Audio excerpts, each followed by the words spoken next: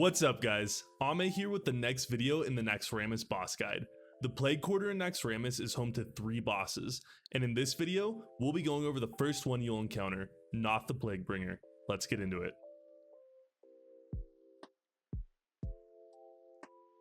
Noth has 4 main abilities. Periodically throughout the fight, he will cast Curse of the Plaguebringer, which puts a debuff on multiple targets that last 10 seconds. This needs to be decursed immediately. If it isn't decursed in 10 seconds, it will turn into Wrath of the Plaguebringer, which deals large amounts of nature damage and jumps to other players in the raid. If the curse escalates to Wrath of the Plaguebringer, it's pretty much a guaranteed wipe. To help with the decursing, mages and druids can be assigned to groups to make sure that the 10 seconds isn't hit.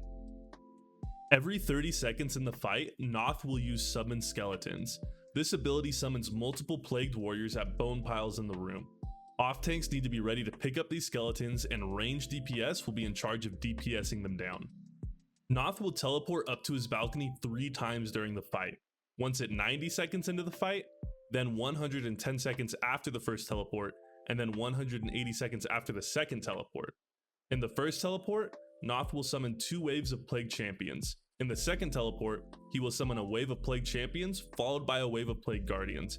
And in the third teleport, he will summon 2 waves of Plague Guardians. Noth will not be targetable until the waves are cleared. Once cleared, he will blink back down into the center of the room, hitting any nearby players with Cripple, which is a dispellable debuff that slows players.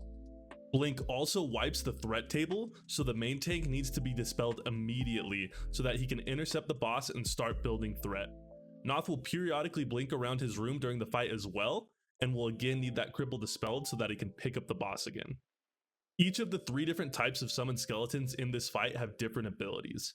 The Plagued Warrior that spawn every 30 seconds have a cleave ability. Nothing too much to worry about here. Off tanks, just make sure you tank them facing away from the raid. One thing to note with the Plague Warriors is that they are summoned every 30 seconds, even if it's during one of the skeleton waves that happens during teleport. Plagued Champions have 2 abilities. They have Immortal Strike, which reduces healing by 50%, so healers need to be ready to keep the off tanks up when Mortal Strike is applied. Shadow Shock deals significant shadow damage to the off tank. They can take a greater shadow protection potion to help mitigate this damage. Priests should also put up shadow protection on the off tanks to help as well. Plague Guardians are the most dangerous of the 3 skeletons. They have an arcane explosion that does massive AoE damage. Luckily, they are stunnable, so they should be stun locked as long as possible to minimize the amount of raid damage that goes out. Lastly, the kill priority for these skeletons is the Guardians at highest priority, then the Champions, with the Warriors being the last priority. Now that we know the abilities, let's walk through the fight. The main tank will pick up Noth, and 3 off tanks will each station themselves at one of the bone piles to pick up the summoned skeletons. Whenever Curse of the Plaguebringer is cast, mages and druids need to decurse as fast as possible, so that it doesn't escalate to Wrath of the Plaguebringer. When skeletons are summoned, the melee should stay on Noth while the range DPS them down.